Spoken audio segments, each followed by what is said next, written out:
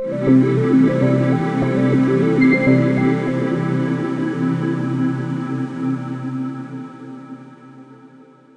generasi smart, mau tahu cara menyelesaikan materi sosiologi tentang perbedaan, kesetaraan, dan harmonisasi pada masyarakat multikultural, khususnya tentang stratifikasi sosial?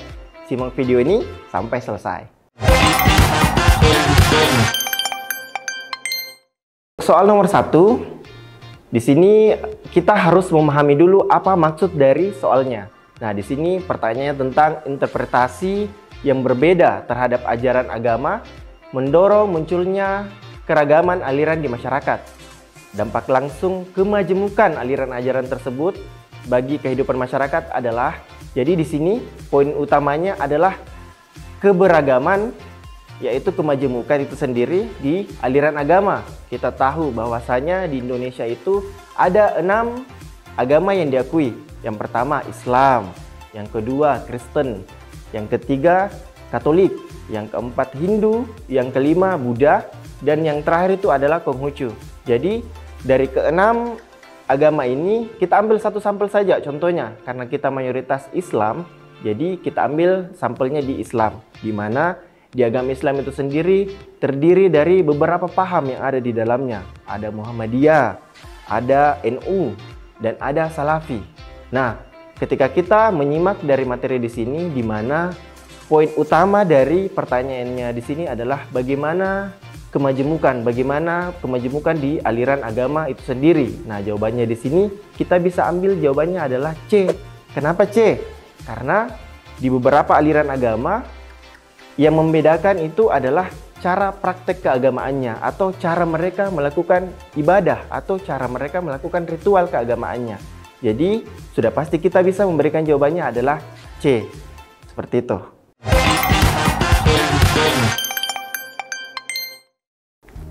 Baik, untuk soal nomor 2, di sini soalnya adalah salah satu fungsi dari stratifikasi sosial adalah A. Memberi penghargaan bagi mereka yang berprestasi. B. Menimbulkan kekhawatiran pada masyarakat strata atas. C. Menempatkan setiap orang pada posisi-posisi sama dalam masyarakat. D. Mendorong masyarakat menjadi egaliter. Dan E. Menurunkan solidaritas kelompok. Nah, untuk soal seperti ini, generasi smart bisa mengingat-ingat kembali soal atau konsep stratifikasi sosial itu sendiri. Nah, stratifikasi sosial itu adalah sebuah konsep di mana di masyarakat itu terdapat lapisan-lapisan atau bentuknya itu vertikal.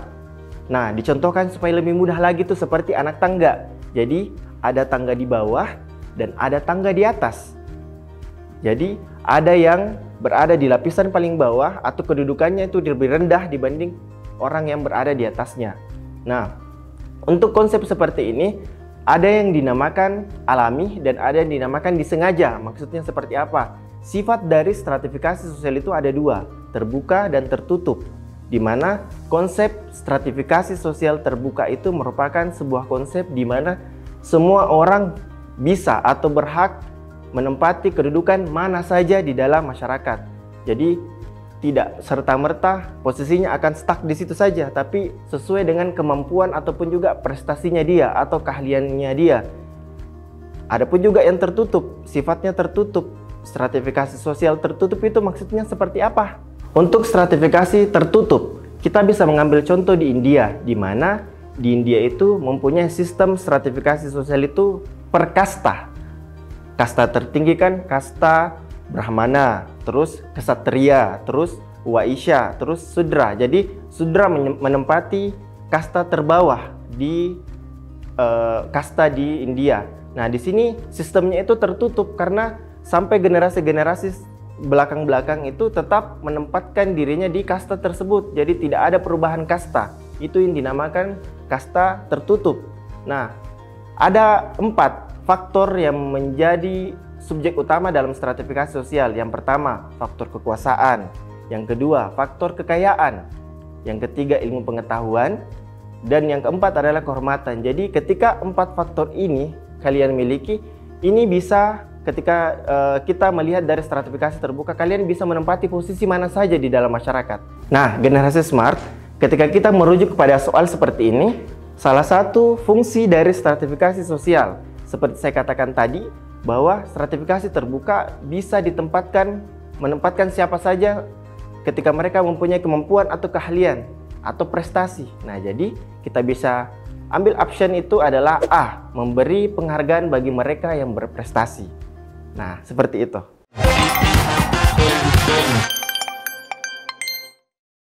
Oke, untuk soal nomor 3 seperti ini. Kalian bisa lihat ada bagan di sini. Bagannya itu berbentuk piramid, tapi mempunyai lapisan-lapisan.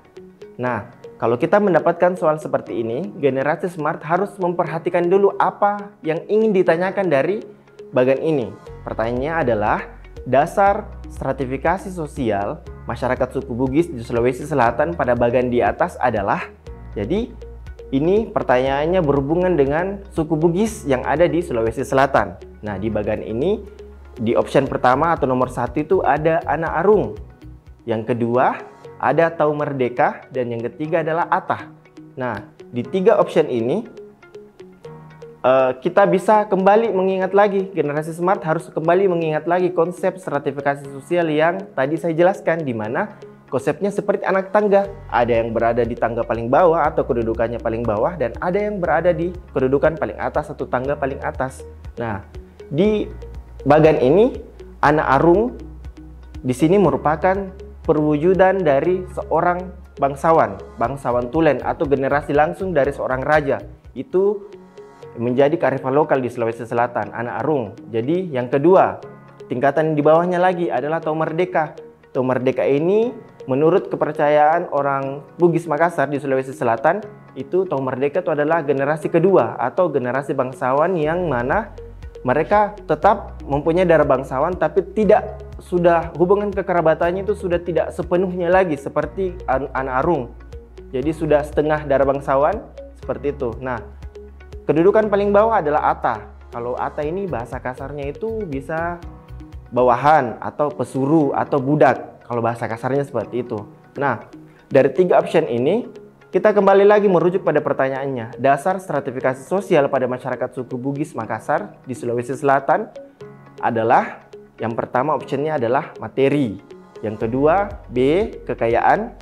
C, keturunan. D, kekuasaan. Dan E, mata pencaharian. Jadi dari bagian ini kita bisa mengambil kesimpulan bahwa jawabannya adalah C. Kenapa C? Karena sistem keturunanlah yang menyebabkan terjadi perbedaan kasta di suku Bugis Makassar. Karena Anak Arung yang merupakan seorang bangsawan tulen atau anak raja, Tau Merdeka yang merupakan keturunan bangsawan tapi hubungan kekerabatannya sudah agak jauh dibanding Anak Arung. Dan Atah yang merupakan, kalau bahasa kasarnya seperti saya katakan tadi, itu budak atau pesuruh. Jadi mereka itu berdasarkan dari keturunan. Seperti itu.